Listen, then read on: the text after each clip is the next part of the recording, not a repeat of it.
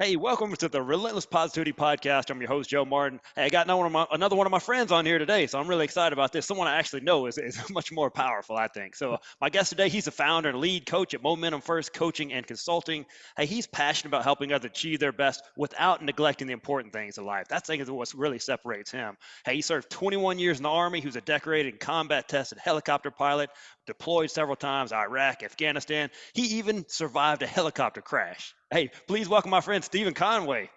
Joe, thank you. Thank you, brother, for having me here, man. I really appreciate it. I'm excited to sit and chat with you, man. It's been a while. It has. Yeah, it's gonna be good catching up, man. I haven't talked to anybody else that survived a helicopter crash. So, man, you're the first on that. All right, well, we can talk a little bit about that, man. It Oh was yeah. quite the adventure, quite the I adventure, I'm here bet, to man. tell That's you. for sure one of my questions right there. But I want to take it back. So, where'd you grow up? Man, I'm a good old country boy from Fayetteville, North Carolina, man, which is much like here in Alabama. Father was a military also. So though I grew up initially in North Carolina, I actually graduated high school in Panama, not Panama City Beach, Florida. I'm talking about the real Panama in Oh, the Central real one. America. Okay. Yeah, so graduated high school there and came on back to North Carolina and the adventure began. Okay, man. What kind of kid were you growing up? What were you into? I know you're moving around a little bit. So, yeah, your dad, he infantry? Is that what your dad was? Well, he was I don't know what he did. He was logistics the last couple of years. By the time I knew him, he was a sergeant major. So Okay. I guess their job is tell other soldiers what to do. Yeah. I wasn't into it then, but it was he was a logistician. He did start out as infantry for many years. He was three-time Vietnam vet. Wow. So it goes back in my family. But as a kid, Joe, man, I was my wife's. I'll tell you about my wife because I've known her since I was 14 and she was 12. Wow. But yeah, as a kid, man, I was just an easygoing guy. I can tell you, much like I am now. I was the guy that people would come to and talk to and things like that. So a reflection of who I am now, kind of as a kid. And here's the deal: I was a boy. I got into stuff, Oh man. yeah. It happens. It I happens. got into stuff, man. I definitely got into stuff, but not in a malicious way. Just in that like kid way. Was in the Boy Scouts and things like that. And one of the things that I knew, and I'm gonna hit it before you even hit it.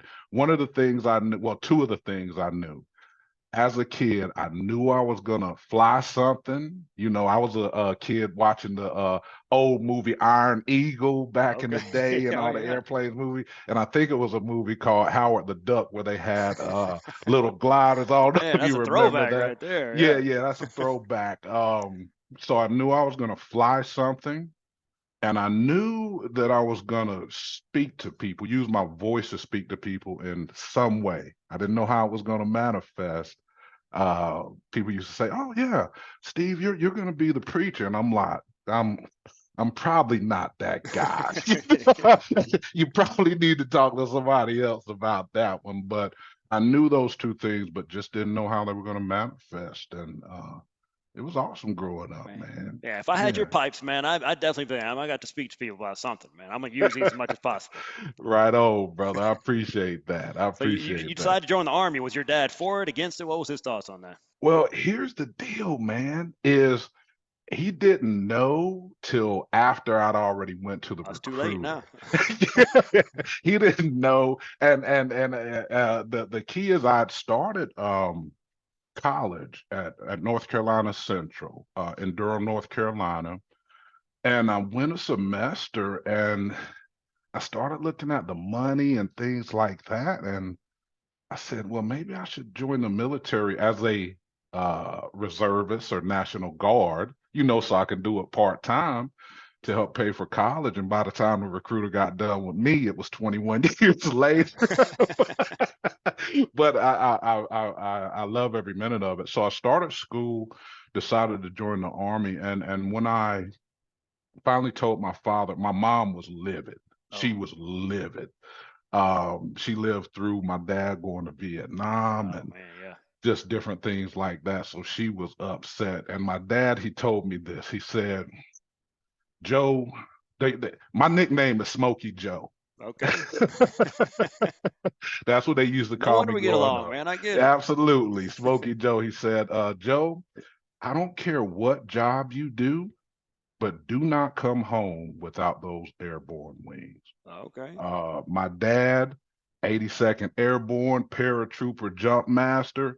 That's serious business. Yes, If I'd have sir. came home without them airborne wings, I told the recruiter, I said, hey, I don't care what job I get, but I need to go to jump school and come home with some airborne wings. So I ended up starting out as an airborne artilleryman with the 82nd Airborne. So I started out as a ground pounder, loved it. That's some real soldiering going Man, on yeah. there. Golly, man. Yeah, you start off hard. I mean, you come from good stock, though, man. Your dad's sergeant major 3 times in Vietnam. That's hardcore right there. So, Oh yeah, I was shining boots as a young kid,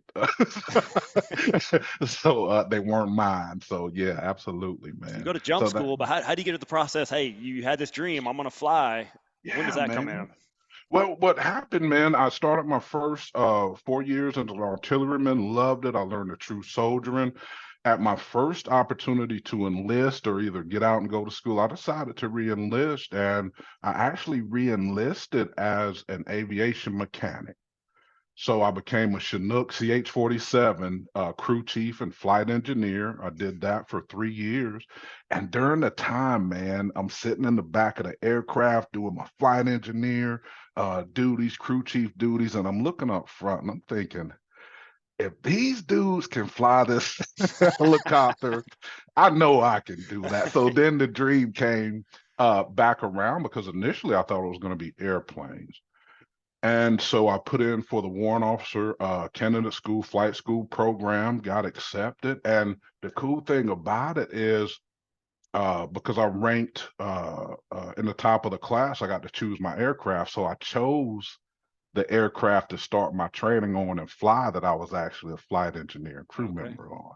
So some of the crew members I used to crew with, they're like, traitor, you're in the front now. You're a pilot now. So so we had that thing going back and forth. So the 7 years, almost 7 years enlisted, and then I transitioned to actually 6 years enlisted, and then I transitioned to warrant officer, went through flight school, and the adventure really began after that. So I spent the majority of my career as a helicopter pilot, logistician, maintenance test pilot, meaning I flew the helicopters that other pilots didn't fly because they were broke.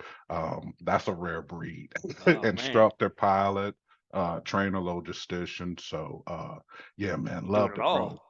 Oh yeah, man. Oh So man, yeah. I gotta ask this. So this one that crashed, did it have is it one of them test ones you were working on? What take me to the Nah. crash on this one? And this was actually the second, and we'll refer to it as a hard landing because we were able to walk away from it. Okay, yeah. So the one particular, man, it was actually my second tour in Afghanistan, and I think end of 2002, and we were coming back from a mission out in the mountains of Afghanistan. Had a crew from 10th Mountain Division, a platoon of infantrymen on the back. So we're coming back from the mission, probably about 10 nautical miles out from our home base. And to get to our home base, you had to fly through the mountains and then it dropped down into a valley. Oh, So as we were coming over the mountains, we started taking fire. And they knocked out our number two engine, which is on the right side. It actually caught on fire. It didn't knock it out. So the emergency procedure is to shut it down. So we're cresting this ridge, and the valley, it drops down about 2,000 feet into the valley, so straight down. So as we're cresting, number two engine gets knocked out. We shut it down so it doesn't catch on fire. And it just so happens that the engine control unit had a malfunction. So when I shut down the number two engine, not only did the number two engine shut down, oh, it also shut down the number one engine. So we are 2,300 feet up in the air, valley down below, no engine, silent. Platoon of America's finest in the back, plus my crew, and we are auto rotating, no engine power, falling like a sack of bricks. Man. So, What's running through your head at that? What are you thinking right then? bruh, initially it was something that I probably shouldn't say on here. Yeah, that'd be my reaction too. And then here's the funny thing about it, bro. As we're going through the emergency procedures, at one point, and Lieutenant Joe Mendel was my right seater. He was my co-pilot.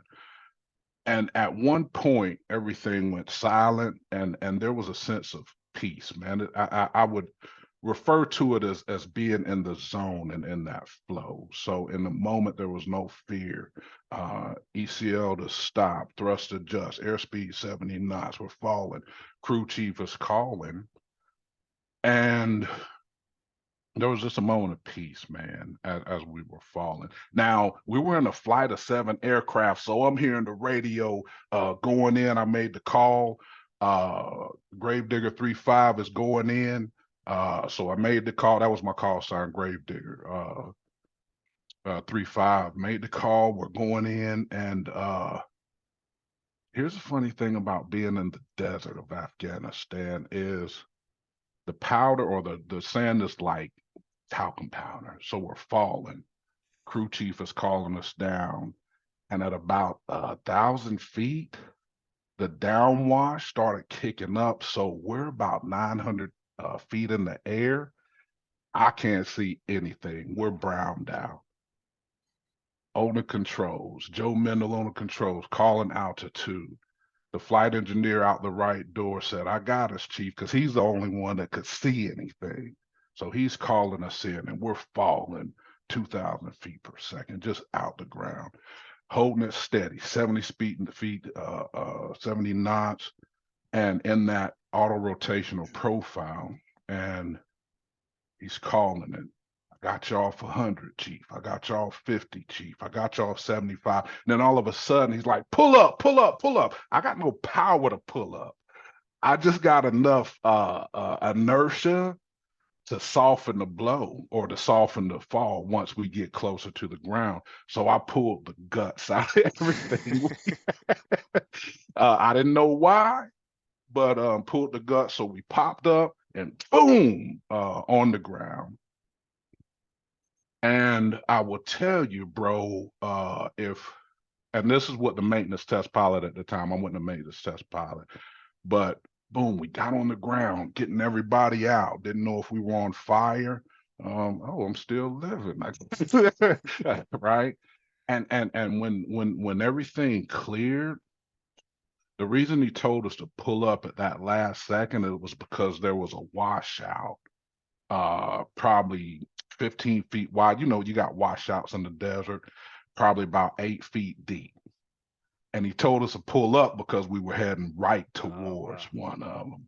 So when I pulled up and plopped on the ground, bro, I tell you like this, there was one probably about 10 feet in front of the aircraft to wash out, and probably about 5 to 8 feet behind the aircraft. That was so we landed right between two of them.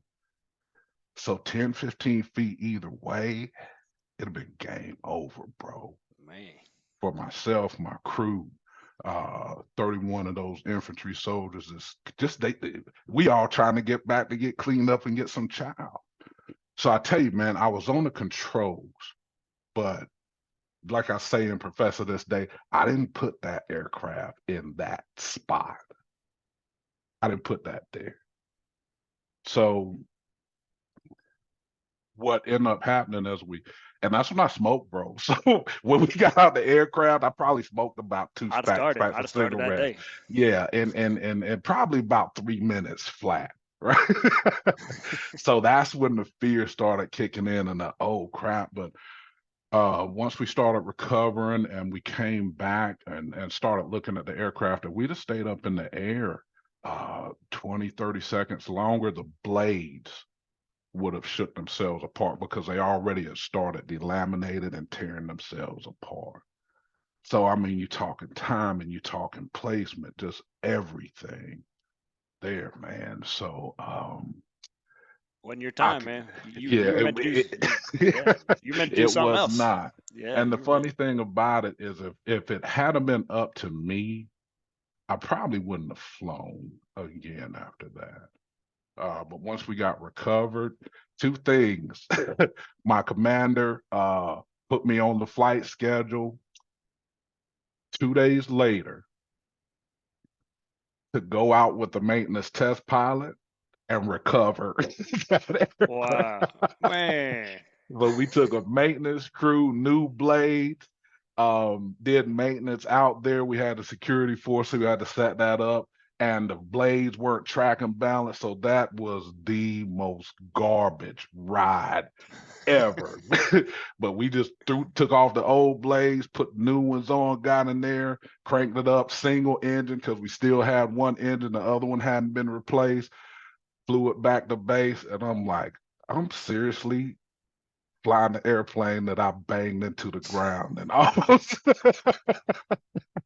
out there. So, bro, that solidified it, man. Keep that train moving, Yeah. man. If you get scared about something, if something scares the just bejesus out of you, if you're still here, get up and go, even if you're scared, man. So that's probably one of the most valuable lessons uh, of many that I learned, man. But if they hadn't have Wow. made me get back in the saddle, I probably would have quit. No doubt, man. The more you think about it, the less you want to get in that thing, right? So, Yeah, yeah, golly. and I can laugh about it now, man. But that was one of the incidents, and just think, man, I got many friends that didn't make, and I can call their names now, man. Because of brownout, weather, because of maintenance, because of getting shot out the sky by missiles, man. And bruh, I'm still here. Still So here. I'm not only living for me, I'm living for the ones that's not here also. Man. Yeah, you got another shot to do something. And I There it know you've been is, doing a bro. lot of it, so we'll get into Oh some of yeah, that. man. But Right you on. don't talk about this part much. But tell me about your boxing career in the army. I got that deep information. You know that. Yeah, man. So I was an amateur boxer, man, and it was mostly during the enlisted time, man. So we used to go unit to unit, all American boxing. It was really equated to the amateur boxing circuit, man. So that was one of my things, man. And it wasn't because I liked fighting, it's because I liked the tactical and the artistic piece of it, man. So I started boxing, man, pretty much as soon as I got to my first unit, which was Fort Bragg. I was a paratrooper and did pretty well. Won several titles and got knocked out. It happens. You get in that ring, Yeah, it's gonna yeah, happen. absolutely. But I loved it, man. And one thing, here's what happened. Once I got to flight school and I attempted because I also played rugby, also with the Army team and different Army teams and things like that. But here's the deal: the Army, they don't like their aviators getting knocked out and I having bet. concussions. You know, the flight docs don't take kindly to that, man. So once I really got out of flight school, that piece in, but I loved every minute of it. So I actually started doing powerlifting after that, but only to a certain degree because you can't get so big and do certain things. But yeah, man, that's cool you brought that up. Yeah, man, that was funny, man. Well, you That's definitely funny. win My Dad's Tougher Than Your Dad award. My dad survived a plane crash boxing the Army. That's tough to beat right there. And a Well, it ain't a helicopter crash. competition, man. It ain't a competition. And I would tell you, I would hope nobody else would have to. Well, I hope anybody that's in one survives, Yeah. but I wouldn't necessarily put that experience on anybody. It's unique, man. And I even tell my kids they compare themselves, like many people do compare to others. They're like, "Well, Dad, I guess I shouldn't be so upset or whatever in the case because you did this and did that." I said, "Hey, this is my experience that's unique to me. And whatever your experiences are, they're unique to you and they're just as valid Hmm. as mine to bring some levity to that. Because I think we can get caught in that comparison piece real easy, man, especially with all the different things we see out in society. I don't have enough money, or I should be driving this, or I should do this, or look like this. So just, man, each of our experiences are unique and valuable just as much as anybody Yeah, else's, yeah. man. Keep your eyes on your own paper, man. That's the only one you can take the test on, right? Keep your eyes on your own paper. Right on, man, right on. And So you'll see it. you served 21 years. You mentioned one of the lessons. Hey, just if you're scared, get back in there. What's some more of the top lessons you took away from your military service? Well, one of the biggest things, man, is that I'm really learning is it's about people, man. The value of other human beings, man. Uh, Knowing that, hey, we're all different, we all have different experiences, but we also have the capacity to grow and to shift and change and to become much better versions of ourselves than we could ever imagine. So just having that high value in other human beings, even if I don't like them personally, Yeah, that's a tough one. that doesn't mean they don't have value. We just don't click, and that's okay. But that's one of the things, is to truly have value in others and contribution, man. Um, the mission only goes forward with contribution. The Army's old motto is mission first, people always. We don't neglect the mission. Yeah. The mission's going to happen. But then within that, people, they always matter. So even my motto of my business is momentum first, people always. Hey, that's tough to beat right there. Right on, right on. That's cool. And just many throughout, man. Honoring people, um, getting past yourself, because the limitation of what we know in any given moment pales in comparison to what we could learn moving forward past that point, whatever that point happens to be. Just so many, man, that come up all the time, Oh, I bro. bet. I bet. Here's a Yeah. good one.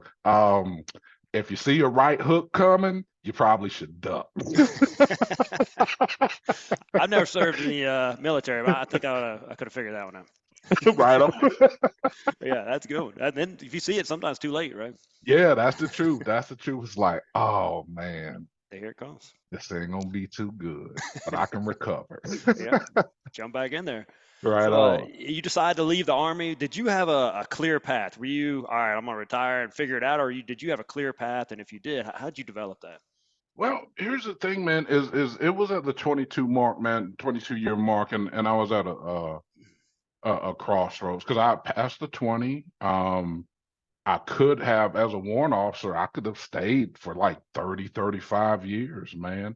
Um, but one thing that had really made that transition for me, and I'll tell you really quickly, is that by the time I had done 5 deployments in Afghanistan, 2 deployments in Iraq, and then I'd come off the flight line because I was a senior officer, senior leader, doing the logistical thing, man. But I got to be honest with you, man. I was at a point to where we didn't talk about it before, to where that post-traumatic stress disorder was really taking a toll. Um, Not that everybody knew it, but I can tell you honestly, I truly felt that. I don't know if you remember the old fire extinguishers that used to be in the glass case Hmm.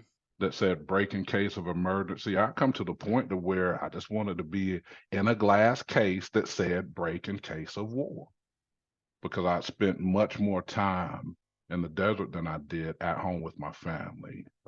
Thankful for my wife; she raised 2 awesome kids. Um, but 2013, man, for me, it really came to a head, and I was drinking, so I didn't have to dream to keep away the nightmares. And I came to the point where I went to the doc for help, flight doc for help. I was still in uniform, so I'm this badass, highly decorated soldier, the suffering inside, too afraid to ask for help, but also too afraid to not. So it came to the point to where I actually self-admitted myself into a behavioral health facility to get help.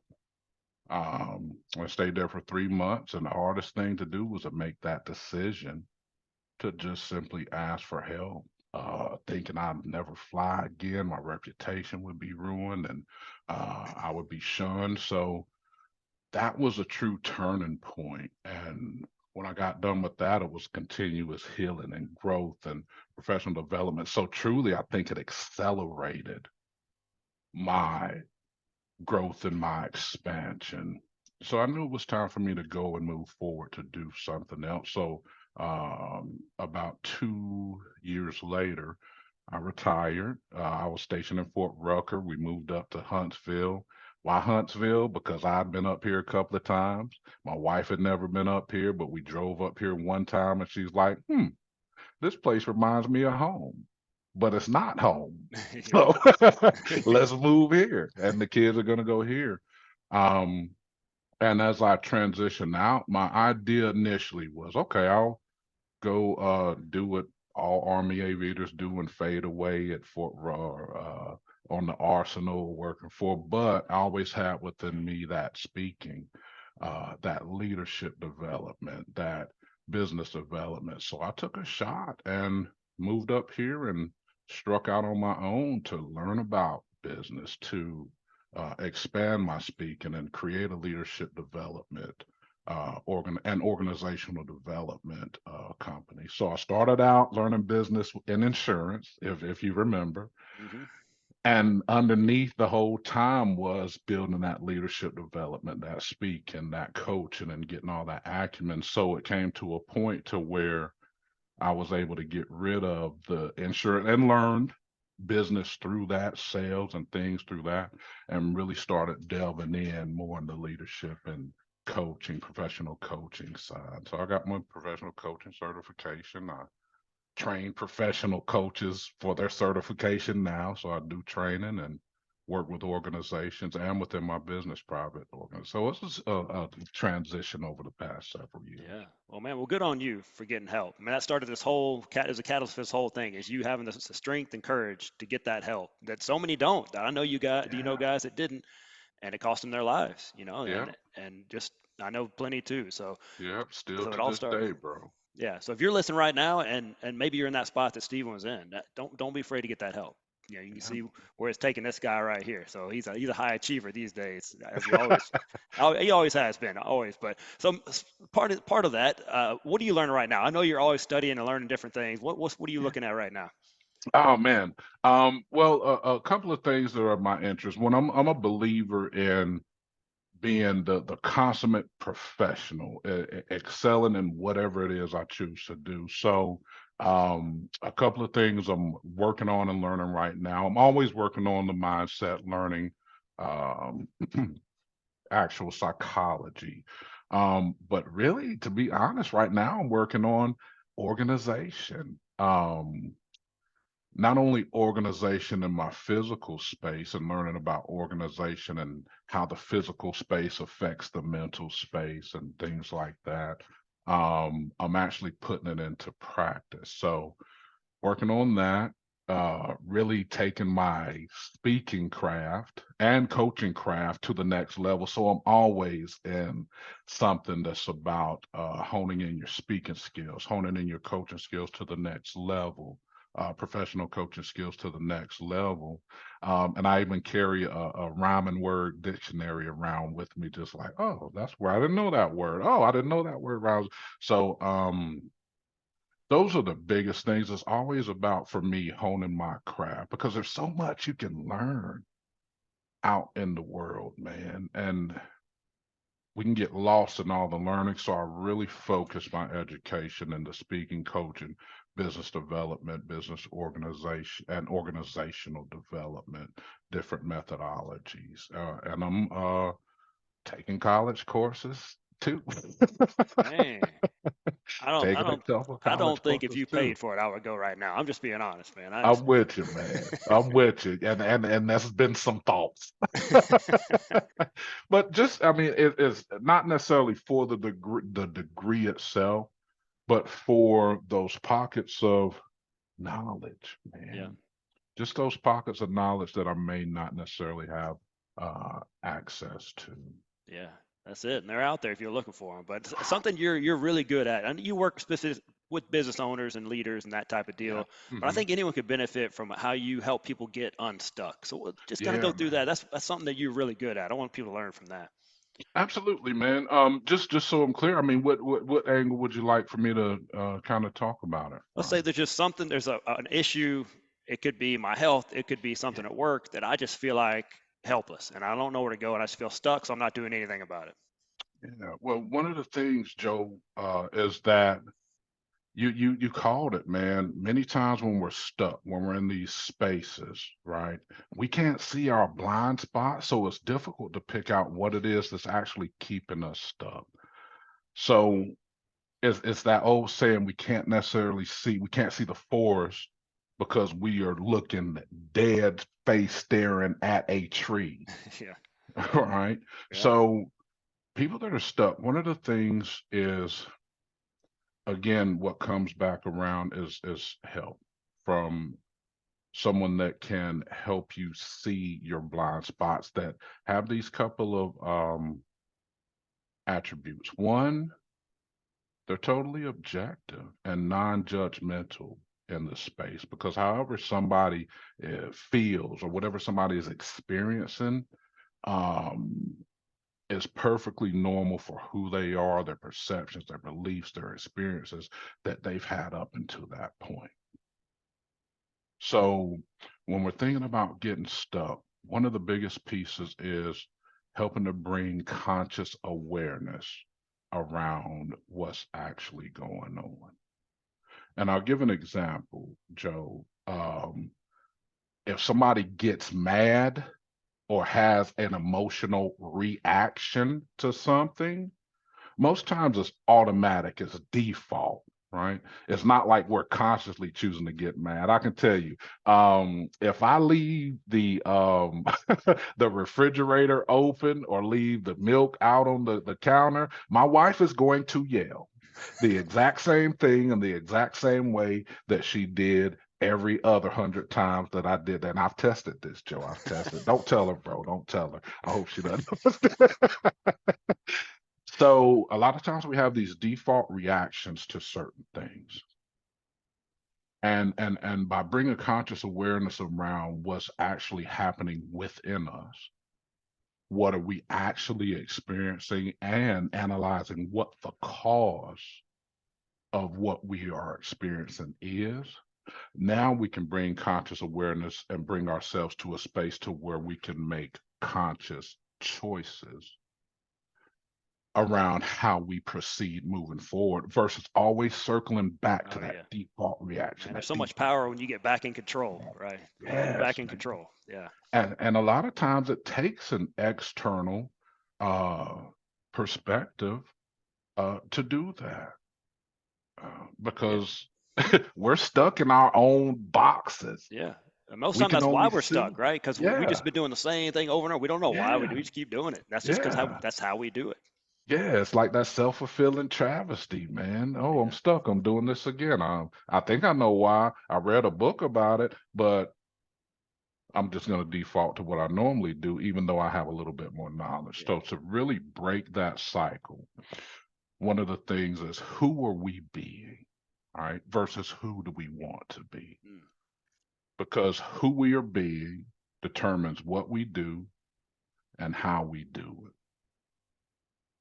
So breaking that cycle of who we are, who we believe we are, whether it's who we've been told we are or what we've told ourselves, is really the key to breaking that cycle. I don't know if that kind of talks a little bit about your question. That's really truly, regardless of who I work with, whether it's organizations, business owners, that's the work, the initial base work that we actually do in any circumstances. So you are on the money, bro, because guess what? If I want to change my organization, but I have inner blocks that's keeping me from making substantial changes, I got to address the inner blocks that's holding me back, or the fears, the doubts, the beliefs, whatever it is, before I can put any new changes into place or any new structures in place. So I'm a professional coach that works from the inside out to create long lasting sustainable changes. Well, that's it. Long lasting. If you change the stuff on the outside, you'll get some results for a little while, but it's going to eventually come back to those old There it habits. is. Yeah, man. TD Jakes, he talks about when we don't know what to do, we fall back into familiar patterns, right? So that's That's that's it. exactly. If you don't change the inside, it's going to Yeah. come right back. So I Yeah. know someone's out there, maybe this is an organization or they're just a business owner, and they want, hey, this dude's non-judgmental. He's got a calming voice, good pipes. He's a tough guy. If I need that, he's got my back. If I get in a Right fight, on. how could they get in touch with you and work with you if they want to work with you? Well, man, one of the things, man, for one is I love email directly, Steven. That's Steven with a V. For some reason these days, I've met a lot of Stevens with PHs. Yeah, we I'm need a to start calling Steven them with a Stefan V. or something. Those Stefan. those Yeah, we dudes are need to Stefan. switch that. Yeah. They're different.